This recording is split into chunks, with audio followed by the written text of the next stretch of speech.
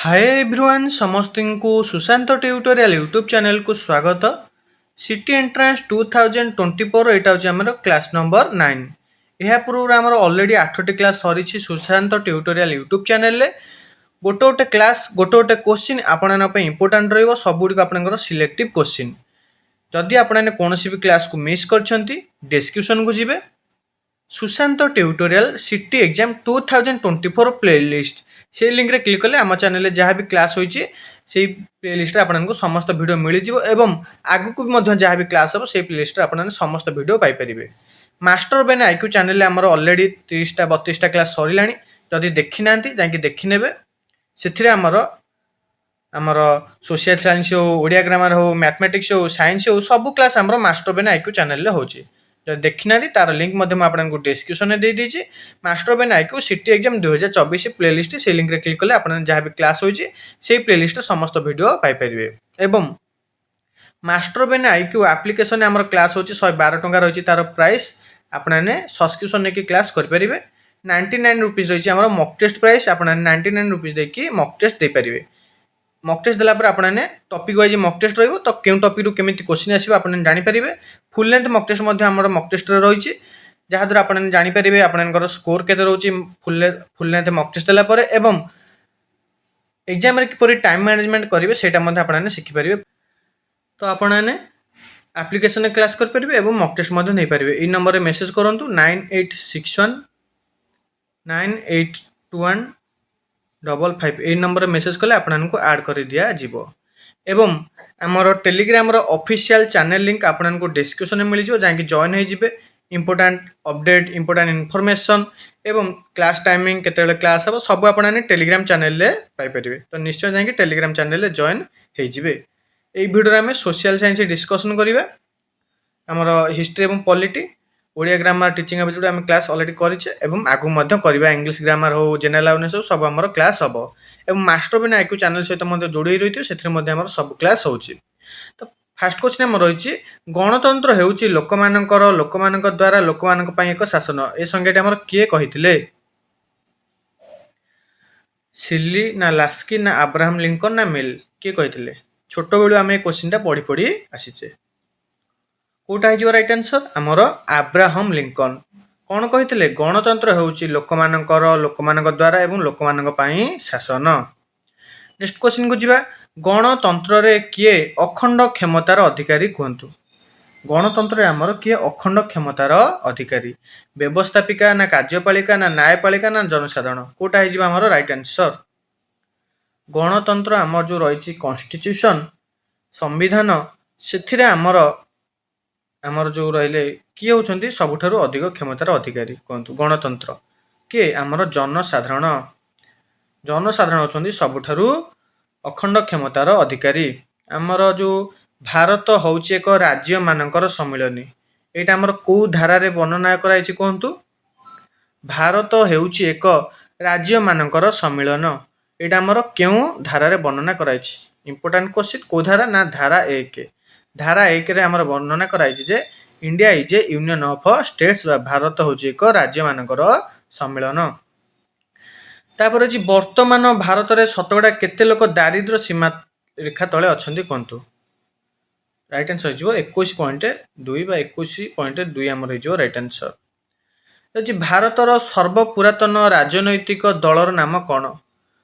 आमर जो आमर भारतर जो विभिन्न दल रही पॉलिटिकल पार्टी आम कहीपर राजनैतिक दल से मध्य सबुठारु सर्वपुरातन दलटी किए कोटा आमर राइट आंसर कि आमर भारतीय जातीय कांग्रेस इंडियन नेशनल कांग्रेस आम कह आईएनसी ये होउछंती आमर सर्वपुरातन राजनैतिक दल। यहाँ आमर केबे होइतिला 1885 रे आमर होइतिला एवं यार फाउंडर किए बा यह कहा द्वारा आमर प्रतिष्ठा होइतिला आलान ऑक्टावियन ह्यूम को द्वारा प्रतिष्ठा होइतिला एओ ह्यूम को द्वारा। तो एगुड़िक आपनकर ऑलरेडी आम बहुत थोड़ा डिस्कसन करछे तो आपने या मन रखिदे थिबे। एवं फास्ट प्रेसिडेंट यदि पचार किए थे WC बानर्जी आमर उमेश चंद्र बानर्जी ओमेन थे आमर आनी बेसांत इंडिया थे किए सरोजिनी नायडू। महात्मा गांधी बेलगाम अधिवेशन में होते प्रेसिडेंट। ରହିଛି 2004 ମସିହା ଲୋକସଭା ନିର୍ବାଚନ ପରେ କିଏ ଭାରତର ପ୍ରଧାନମନ୍ତ୍ରୀ ଦାୟିତ୍ୱ ଗ୍ରହଣ କରିଥିଲେ? 2004 ଯେଉଁ ଆମର ଲୋକସଭା ନିର୍ବାଚନ ହୋଇଥିଲା ତାପରେ ଆମର ପ୍ରଧାନମନ୍ତ୍ରୀ କିଏ ହେଇଥିଲେ ଭାରତର? କୋଉଟା ହେଇଯିବ ରାଇଟ୍ ଆନ୍ସର? କିଏ? ଡକ୍ଟର ମନମୋହନ ସିଂ ଏ ଆମର ପ୍ରଧାନମନ୍ତ୍ରୀ ଦାୟିତ୍ୱ ଗ୍ରହଣ କରିଥିଲେ। ରହିଛି ଆମ୍ ଆଦମୀ ପାର୍ଟିର ନିର୍ବାଚନ ସଂକେତ କ'ଣ? ଆମ୍ ଆଦମୀ ପାର୍ଟିର ନିର୍ବାଚନୀ ସଂକେତ କ'ଣ? କୋଉଟା ହେଇଯିବ ରାଇଟ୍ ଆନ୍ସର? କୋଉଟା? ଝାଡୁ। ଝାଡୁ ହେଇଯିବ ଆମର ଆମ୍ ଆଦମୀ ପାର୍ଟିର ନିର୍ବାଚନ ସଂକେତ। ଆମର ଯୋଉ ବିଜେପି ଭାରତୀୟ ଜନତା ପାର୍ଟି ତାର କ'ଣ? ଆମର ଲୋଟସ୍ ପଦ୍ମ ଫୁଲ। ଆମର କଂଗ୍ରେସର ଆଇଏନ୍ସିର କ'ଣ? ନା ଆମର ହାତ। ତାପରେ ହେଉଛି ରାଜ୍ୟ ତାଲିକାରେ କେତେ ଗୋଟି ବିଷୟ ସ୍ଥାନିତ ହୋଇଛି? ଆମେ ଜାଣିଛେ ଆମର ସମ୍ବିଧାନରେ ଯେଉଁ 12ଟି ସେଡ୍ୟୁଲ୍ ରହିଛି ସେ 12ଟି ସେଡ୍ୟୁଲ୍ରେ ଆମର 7 ନମ୍ବର ସେଡ୍ୟୁଲ୍ରେ ଆମର କ'ଣ ବର୍ଣ୍ଣନା ହେଇଛି? କେନ୍ଦ୍ର ତାଲିକାରେ କେତୋଟି ବିଷୟ, ରାଜ୍ୟ ତାଲିକାରେ କେତୋଟି ବିଷୟ ଏବଂ ଯୁଗ୍ମ ତାଲିକାରେ କେତୋଟି ବିଷୟ, ସେଇଗୁଡ଼ିକ ଆମର ସବୁ 7th ସେଡ୍ୟୁଲ୍ରେ ବର୍ଣ୍ଣନା କରାଯାଇଛି। ତ ଆମର କୁହନ୍ତୁ ରାଜ୍ୟ ତାଲିକାରେ ଆମର କେତୋଟି ବିଷୟ ଆପଣଙ୍କୁ ପଚାରିଛି? କୋଉଟା ହେଇଯିବ ଆମର ରାଇଟ୍ ଆନ୍ସର? କେତେ? ଆମର 61ଟି। ଯଦି ଆପଣଙ୍କୁ ପଚାରିଥାନ୍ତା ଯୁଗ୍ମ ତାଲିକାରେ 52ଟି, କେନ୍ଦ୍ର ତାଲିକାରେ ବା ଆମର କହିବା ୟୁନିୟନ ଲିଷ୍ଟରେ ଆମର କେତୋଟି? 100ଟି। ମନେ ରଖିବାକୁ। କେତୋଟି ଆମର ଓରିଜିନାଲି ବା ପ୍ରଥମେ ଆମର କେତୋଟି ଧାରା ଥିଲା? 395ଟି, ବର୍ତ୍ତମାନ 448ରୁ ଅଧିକ। ଏବଂ ପ୍ରଥମେ ଆମର ଥିଲା 8ଟି ସିଡ୍ୟୁଲ୍ ବା ଅନୁସୂଚୀ, ବର୍ତ୍ତମାନ 12ଟି ଅଛି। ପ୍ରଥମେ ଥିଲା ଆମର 22ଟି ଭାଗ ବା ପାର୍ଟ, ବର୍ତ୍ତମାନ ଅଛି କେତୋଟି? 25ଟି। ନେକ୍ସଟ କ୍ୱେଶ୍ଚିନ୍କୁ ଯିବା। ନେକ୍ସଟ କ୍ୱେଶ୍ଚିନ୍ ହେଉଛି ଭାରତୀୟ ସମ୍ବିଧାନର କେଉଁ ଧାରା ସମ୍ବିଧାନ ସଂଶୋଧନର ବ୍ୟବସ୍ଥା ରଖାଯାଇଛି? ମାନେ ଏଠି ଆପଣଙ୍କୁ ପଚାରିଛି କେଉଁ ଧାରା ଅନୁସାରେ ଆମେ ସମ୍ବିଧାନକୁ ସଂଶୋଧନ ବା ପରିବର୍ତ୍ତନ କରିପାରିବା, ବା ଆମେ କନଷ୍ଟିଚ୍ୟୁଏଣ୍ଟ ଆମେଣ୍ଡମେଣ୍ଟ କେଉଁ ଧାରା ଅନୁସାରେ କରିପାରିବା? 368 ଧାରା ଅନୁସାରେ। ଆମର 360 ଅନୁସାରେ ଆମେ ଜାଣିଛେ ଫାଇନାନ୍ସିଆଲ ଇମର୍ଜେନ୍ସି, ଅର୍ଥନୈତିକ ପରିସ୍ଥିତି, ଏବଂ 352ରେ ଆମେ କ'ଣ ଜାଣିଛେ? National emergency. 356 ରହୁଛି ଆମର ଷ୍ଟେଟ୍ ଇମର୍ଜେନ୍ସି ବା କନଷ୍ଟିଚ୍ୟୁସନାଲ ଇମର୍ଜେନ୍ସିକୁ ଆମେ କହିଥାଉ ରାଷ୍ଟ୍ରପତି ଶାସନ ବୋଲି ମଧ୍ୟ କହିଥାଉ। ଯେ ସୁପ୍ରିମକୋର୍ଟର ରାୟ ଅନୁସାରେ 1999 ମସିହାରେ ଘୋଷିତ ରାଷ୍ଟ୍ରପତି ଶାସନ କେଉଁ ରାଜ୍ୟ ପାଇଁ ଅସାମ୍ବିଧାନିକ ଘୋଷିତ ହୋଇଥିଲା? କୋଉଟା ହେଇଯିବ ଆମର ରାଇଟ୍ ଆନ୍ସର? କୋଉଟା? ଆମର କର୍ଣ୍ଣାଟକ ପାଇଁ ଘୋଷିତ ହୋଇଥିଲା ଅସାମ୍ବିଧାନିକ। ପୃଥିବୀର ସର୍ବପ୍ରଥମ ସଂଘୀୟ ରାଷ୍ଟ୍ରର ନାମ କ'ଣ କୁହନ୍ତୁ? Important question. ସର୍ବପ୍ରଥମ ସଂଘୀୟ ରାଷ୍ଟ୍ର କିଏ? ଯୁକ୍ତରାଷ୍ଟ୍ର ଆମେରିକା। ନେକ୍ସଟ ଭାରତରେ ନୀତି ଆୟୋଗ କେଉଁ ବର୍ଷ ଗଠିତ ହେଲା? ଭାରତରେ ଆମର ନୀତି ଆୟୋଗ କେବେ ଗଠିତ ହେଲା କୁହନ୍ତୁ? ଏଇଟା 2015। କେବେ? 2015 ଜାନୁଆରୀ 1ରେ ଆମର ନୀତି ଆୟୋଗ ଗଠିତ ହୋଇଥିଲା ଭାରତରେ। କେଉଁ ଇଂରେଜ ବଡ଼ଲାଟ ଭାରତରୁ ସତୀଦାହ ପ୍ରଥାର ଉଚ୍ଛେଦ କରିଥିଲେ? କିନ୍ତୁ ଏଇଟା ମଧ୍ୟ ଆମେ ବହୁତ ଥର ଡିସ୍କସନ୍ କରିଛେ। କିଏ? ଲର୍ଡ ୱିଲିୟମ ବେଣ୍ଟିକ୍ ଏ ଆମର ଭାରତରୁ ସତୀଦାହ ପ୍ରଥା ଉଚ୍ଛେଦ କରିଥିଲେ। କେବେ? 1829ରେ। ଏବଂ 1828ରେ ଆମର କ'ଣ ହେଇଥିଲା? 1828ରେ ଆମର ହେଇଥିଲା ବ୍ରାହ୍ମ ସମାଜ।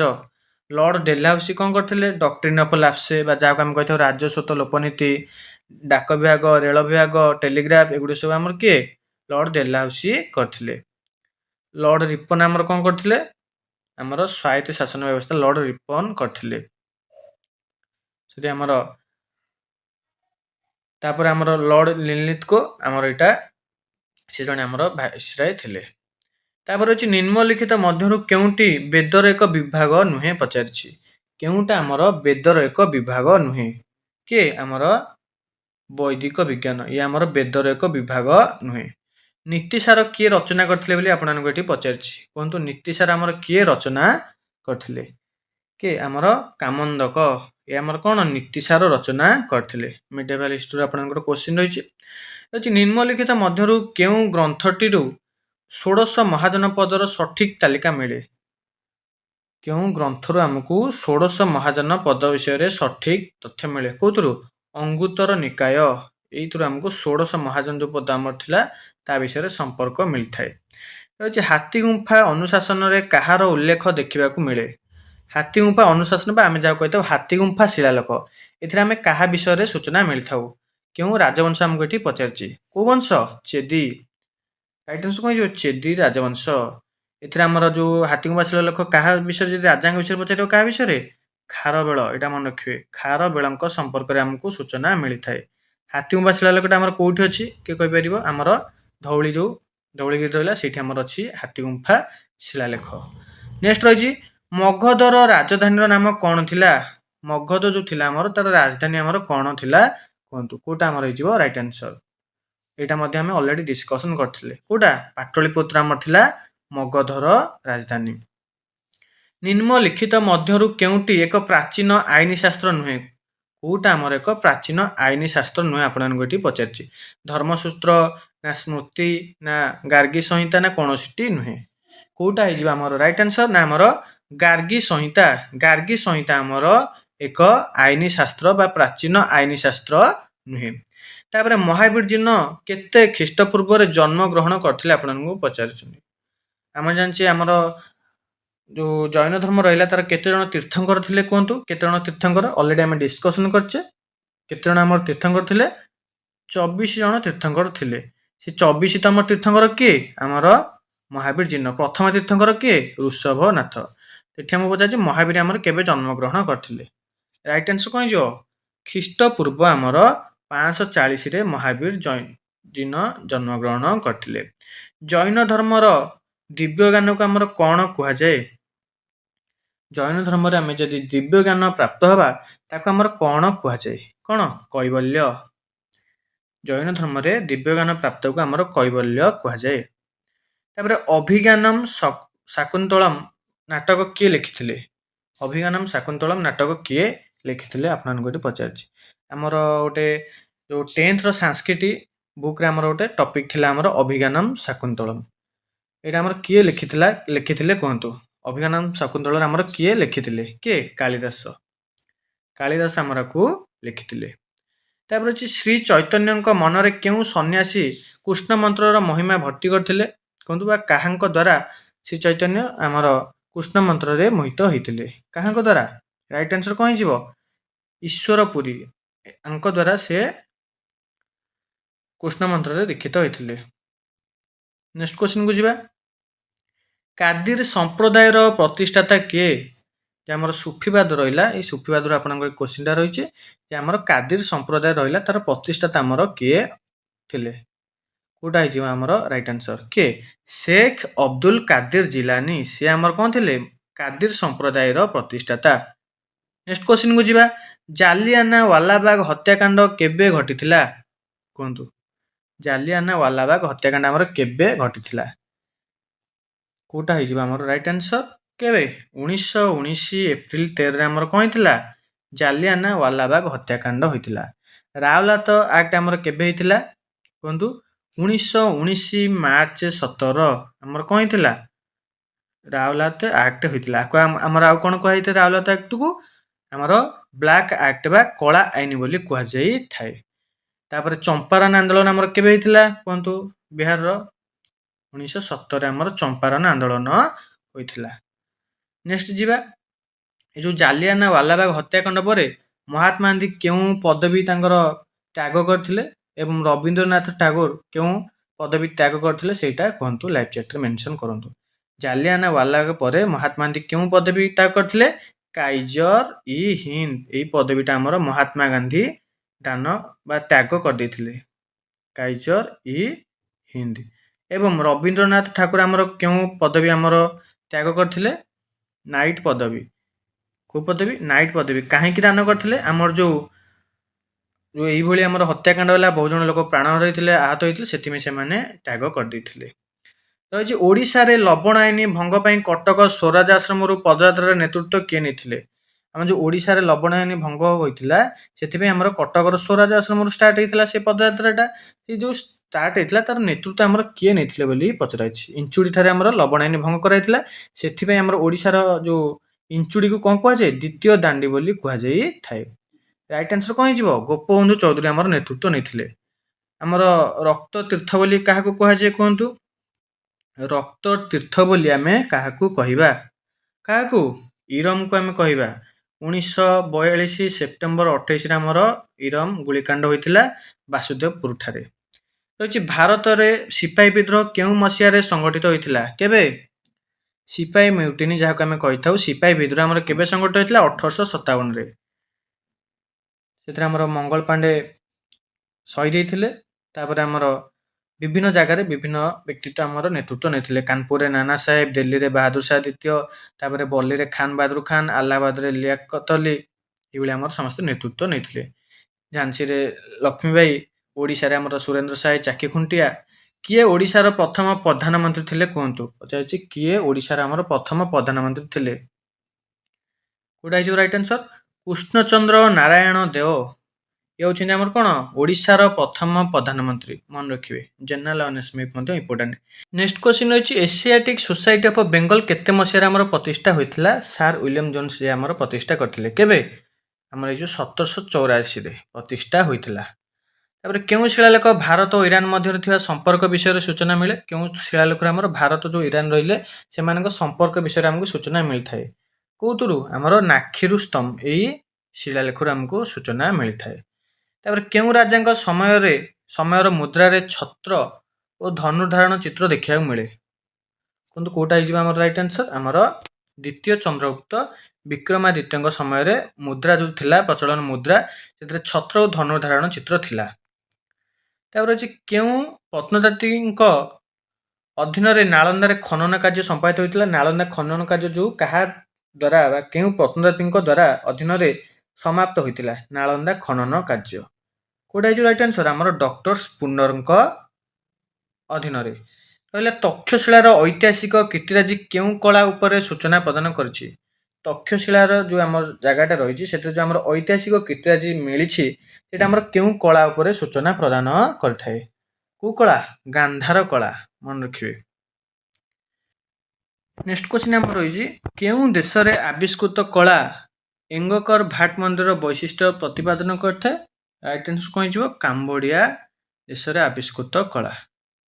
नेक्स्ट क्वेश्चन निम्नलिखित मध्य क्यों स्थान में बौद्ध ऐतिहासिक कीर्तिराजी देखा मिले ना कौटी आम मध्य आमर बौद्ध ऐतिहासिक कीर्तिराजी मिले ना माने तीनोटी जगह आमर बौद्ध ऐतिहासिक कीर्तिराजी देखा मिले कौटी आमर उदयगिरी एठी आमर देखा मिले ना बौद्ध कीर्तिराजी सारनाथ धौली सांची गुड़ाक सब मिलता है। उदयगिरी आमर कौन खंडगिरी उदयगिरी जैन कीर्तिराजी।